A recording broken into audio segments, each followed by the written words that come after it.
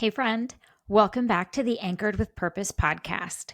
We're continuing our Anchored in Every Area series, and today we're diving into a topic that touches so many parts of our lives. This is money and finance.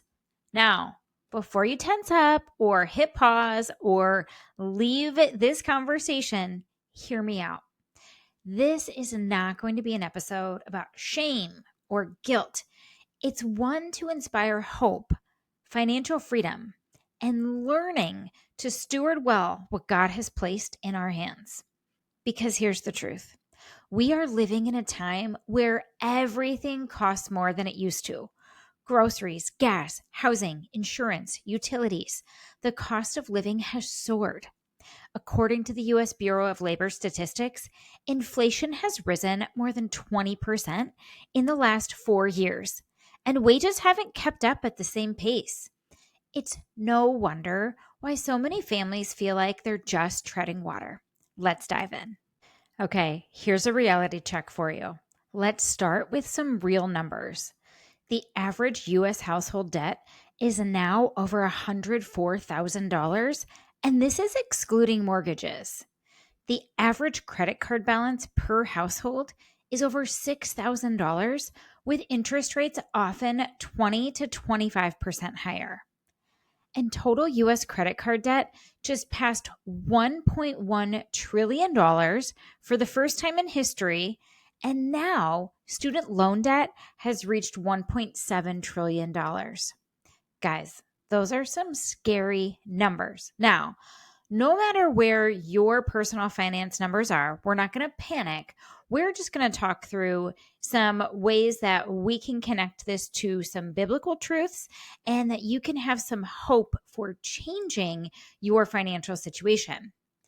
Proverbs 22:7 holds true. The rich rule over the poor, and the borrower is slave to the lender. Okay. I listened to Dave Ramsey and I've read his book, Total Money Makeover. So good. There are some great things in there that I agree with and some things that I maybe don't agree so much with. But what I do really agree with is the connection to our finances with this scripture. As long as we're in debt, we are a slave to the lender. But when we get that financial freedom, it just feels so good and it opens up so many doors for us.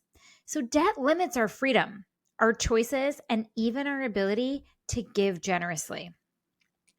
Now, before I ever had even heard of Dave Ramsey or read the book, my husband and I, gosh, I'm trying to think when this was. I think, Andrew was just a baby and I had just started with 31. This was probably like 12, 13 years ago. We were in a significant amount of debt. My husband had student loans that cost just about the same as our first house. I used to joke that his student loan payment was the mortgage for the beach house we didn't get to live in.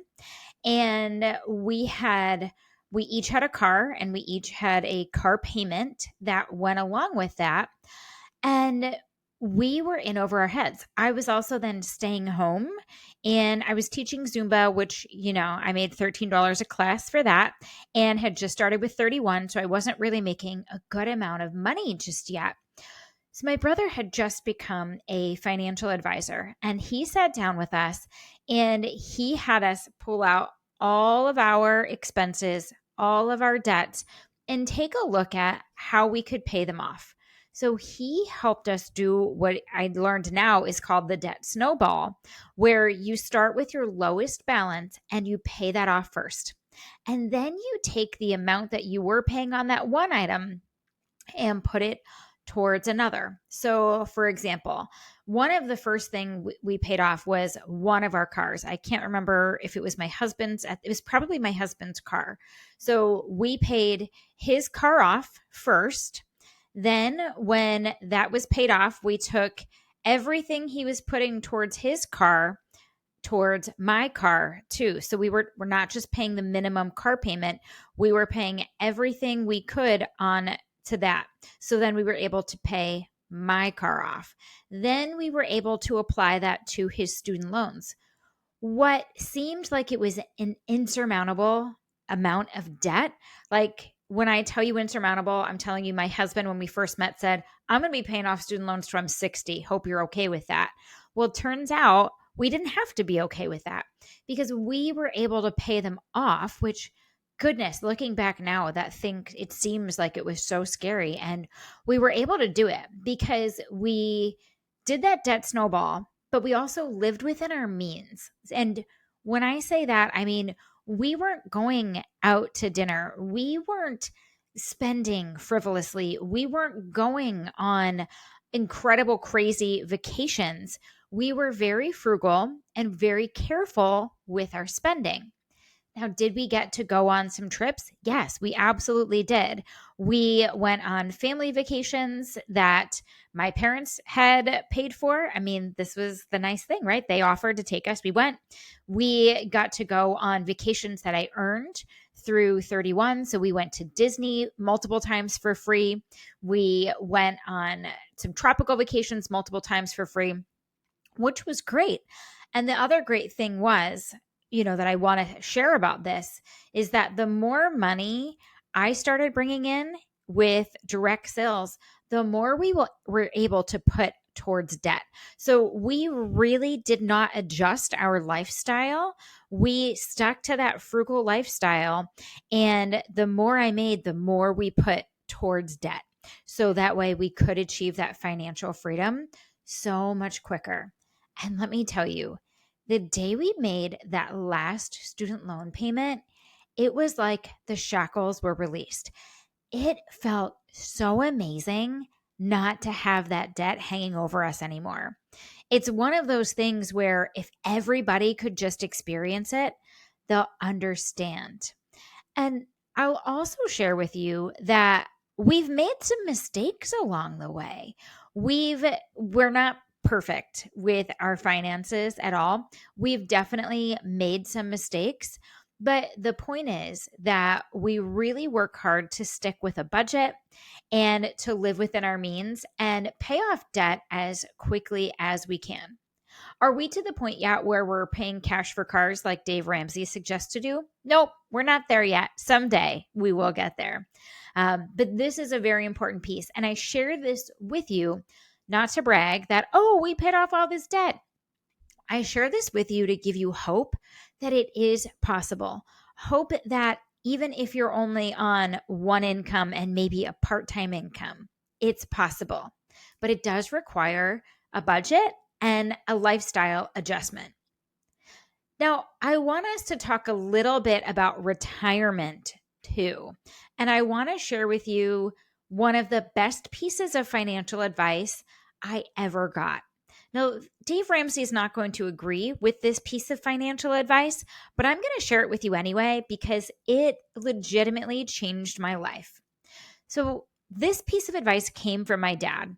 When I started my career, my first role out of college was a leadership role in a big box store, and I was making a decent amount of money. And I was living with my parents for the first year and a half. So my bills were minimal. My dad told me, from your very first paycheck, put at least 15% of your income into your 401k. You're not even going to notice it. Put it in there so you don't ever see it. Now, he had read about doing this, and it was funny. He and I just had a conversation about it the other day. He had read about doing this, and he was like, I don't understand how this could actually work, but let's see how this works. This guy I don't know which book he read. I should have asked him. But he had said, this is what you need to do so you can set yourself up for retirement. So I started doing that. And every time I got a raise, I would increase by a couple of percent what I was putting into my 401k. So until one point, I was actually maxing out how much you could put into the 401k. I started doing that at 22 years old. By the time I left that corporate role, and I think I was 28 or 29 when I left, my retirement account was in such great shape that by continuing, I ended up moving it into a different type of account after I left. By moving it into one of these accounts and continuing to let that interest accrue and continuing to invest that money, my retirement is set. It's beautiful. I just had a great conversation with my financial advisor, and he was sharing with me the gains that I made this year and what my retirement is set to look like by the time it is time to retire. And it's healthy and solid. What's beautiful about that is that even if I never put another dollar towards retirement, I'm going to be okay. I'm set. Now, I'm not saying we're not doing anything else for retirement. We've got other investments going on. But even if I didn't, my retirement would be set. And why am I sharing this with you? Again, I'm not sharing this with you to brag. I want to share this with you because I think it is, again, the most important piece of financial advice I've ever been given. And I've got adult nieces and nephews that I've shared this with.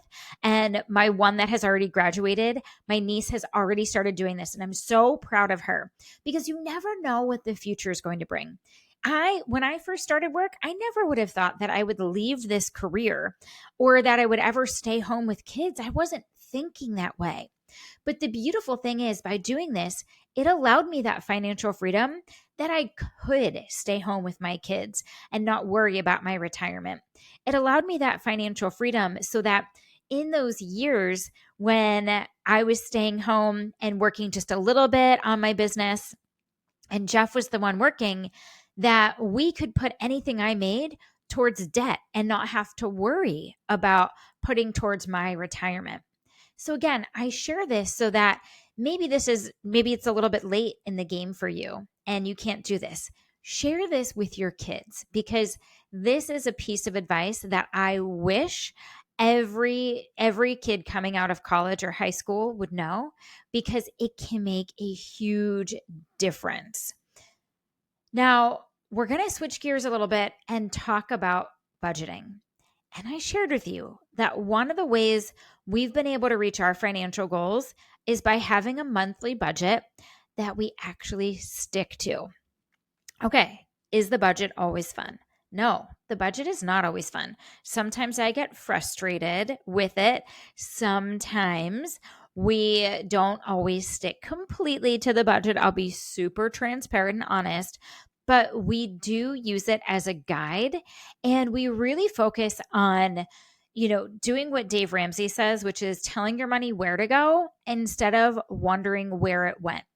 So our budget includes things like our regular expenses. So any household bills, food, and birthday expenses that we've got coming up, all of those kind of things. Again, mortgage, investments, that kind of stuff. So anyway, it has all of that. But then we also look every month and talk about some of those planned seasonal expenses, like back to school shopping, sports fees and equipment, any holidays that are coming up, any birthdays that we need to know about so we can plan ahead to buy those birthday gifts, and family trips. By planning for this ahead of time, we can enjoy this time without going into debt. And that budget was key for us in the early years, and it's key for us now. I'll also be transparent and share. Again, I've shared that we have made some financial mistakes along the way. And there was some time where we kind of let go of the budget.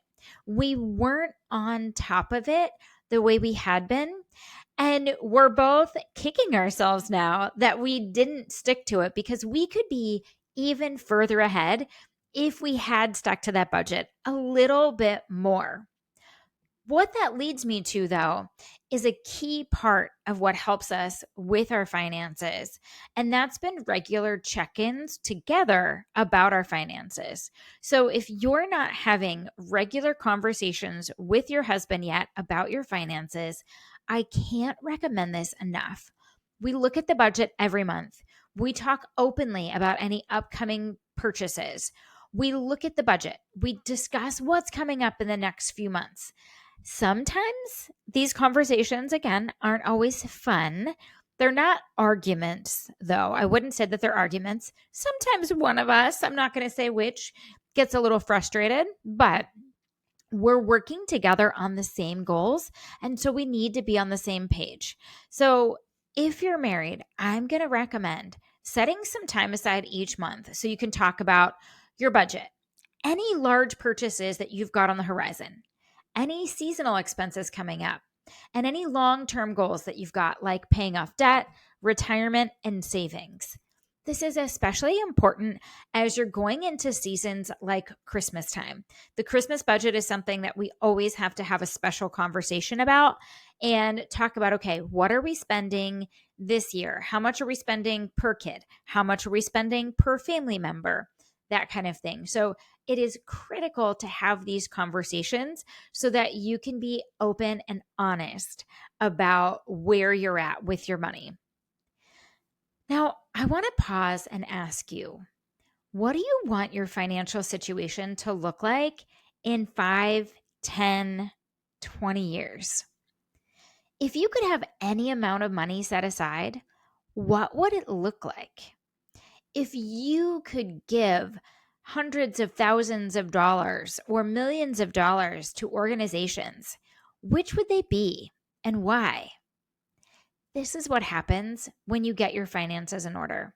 You can give like nobody else. You can be the person who writes a check to fund a mission trip, build a school, or help a family in need without hesitation. This is where I'm so excited to get to, friend. I love when Dave Ramsey talks about this and says, live like no one else now so you can live and give like no one else later.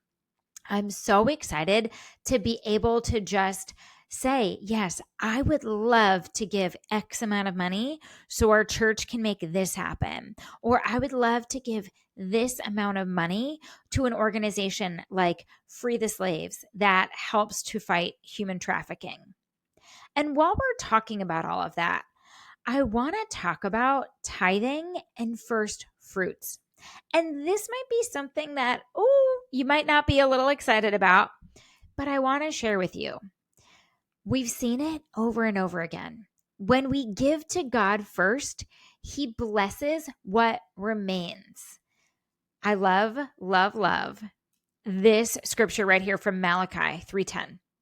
Bring the whole tithe into the storehouse.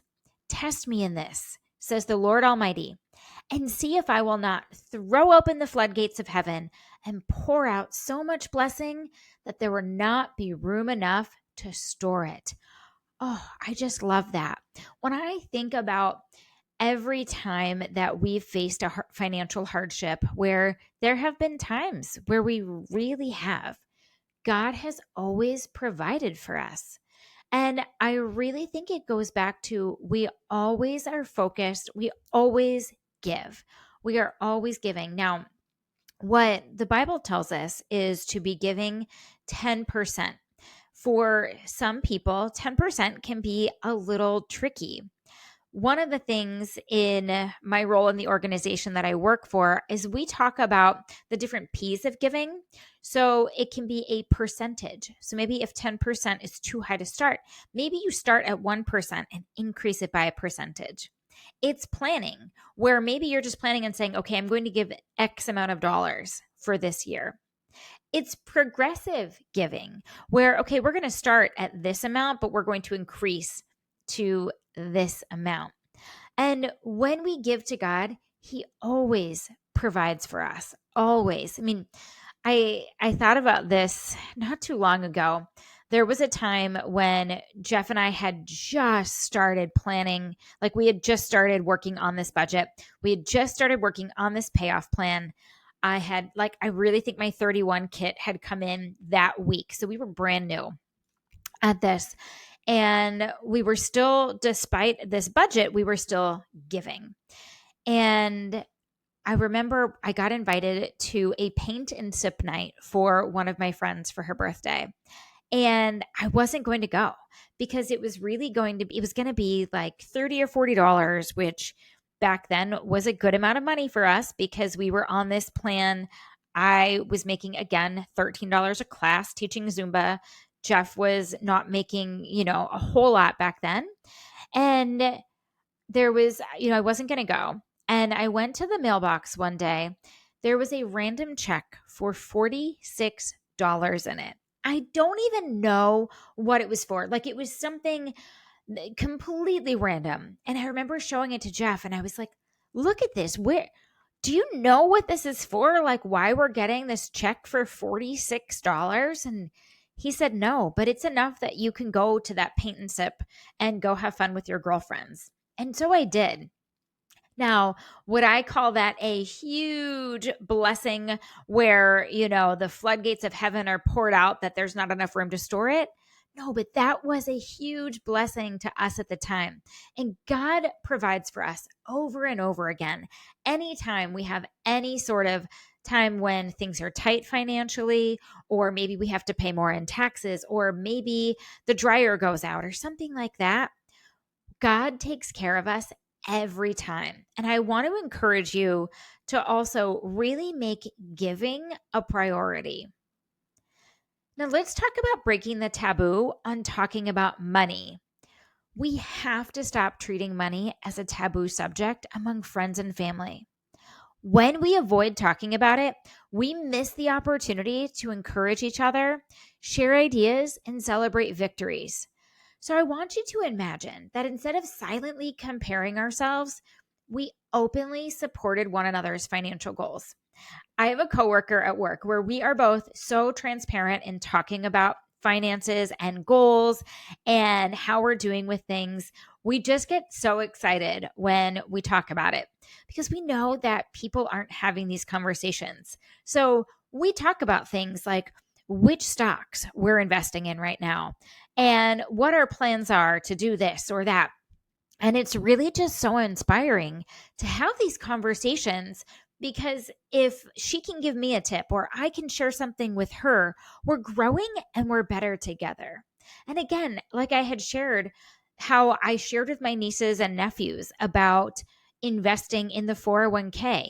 I actually shared with them the dollars I put in and the dollars that I have, not to brag to them about how much money's in my retirement account, but to prove to them that this is something that can work. So whether it's with your kids or other family members who can benefit, start having these conversations so you can help them. Chances are somebody hasn't shown them yet.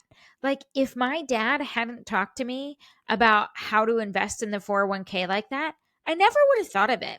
I probably would have only done the 5% matching that my company did at the time because I was 22. What did I know about anything? So have those conversations and help educate others. Let's talk about some tactical steps to financial freedom. When I do dream workshops, one of the number one things people tell me is that they crave financial freedom. So let's talk about some of those steps to get there. Number one, know your numbers.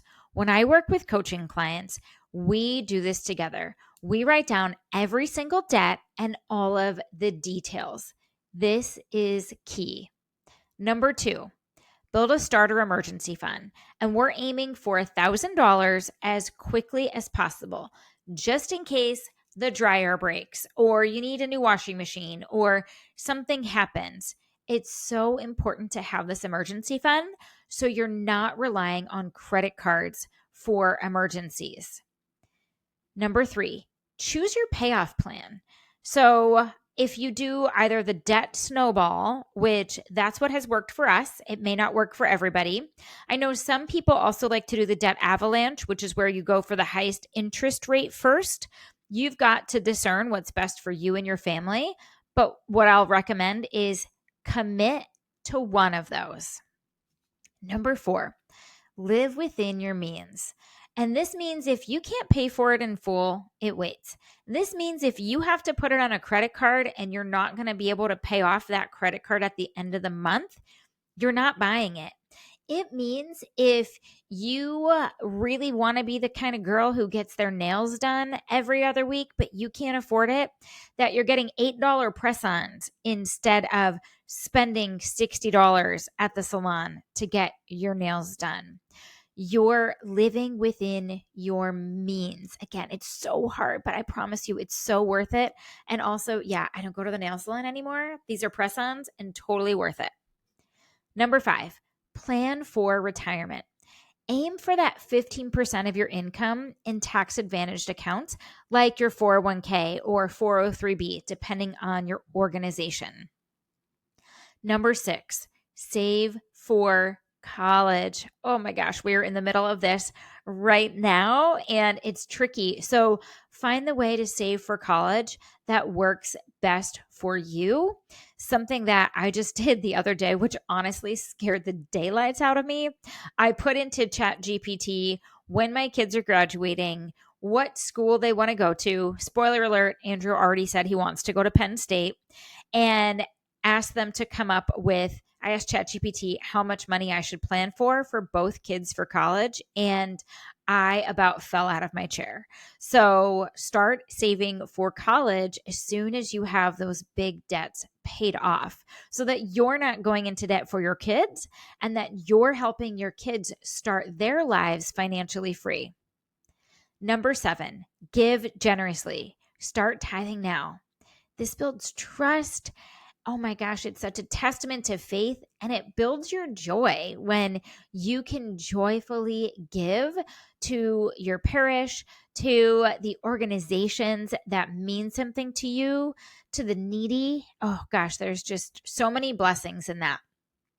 And number 8, make a budget and review it monthly.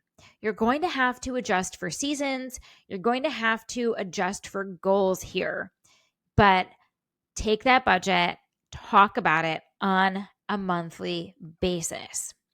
There's something else here I wanted to call out that I forgot to put in my notes for you, but we're going to talk about it. And that is, this goes back to the living within your means. I was having a conversation with some friends of mine at the beginning of summer, and we were talking about home renovations and things that we wanted to do. And, I had said, oh, we want to do the kitchen and master bathroom, but, it's going to be some time. We've got some financial goals we want to achieve in the next 18 months. So we're not going to be doing the complete renovations that we'd like to do.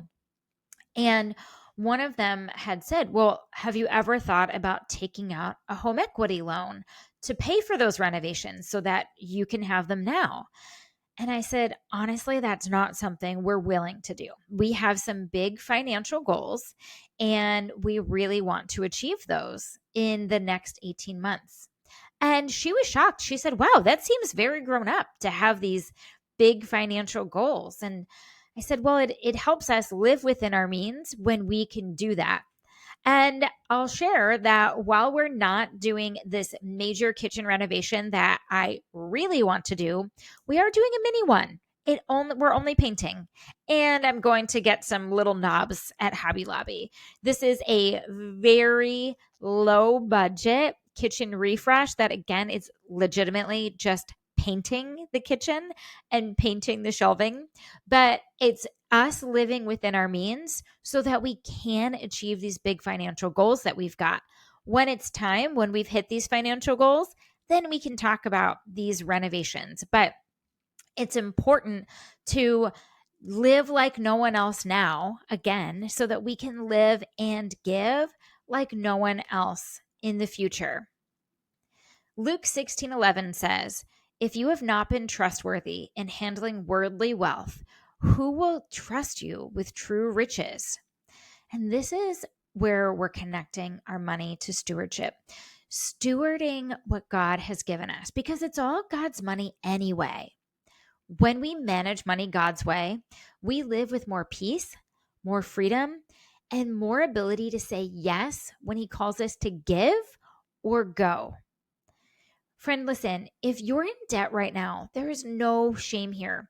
You're not behind. You're not hopeless. And you're not stuck.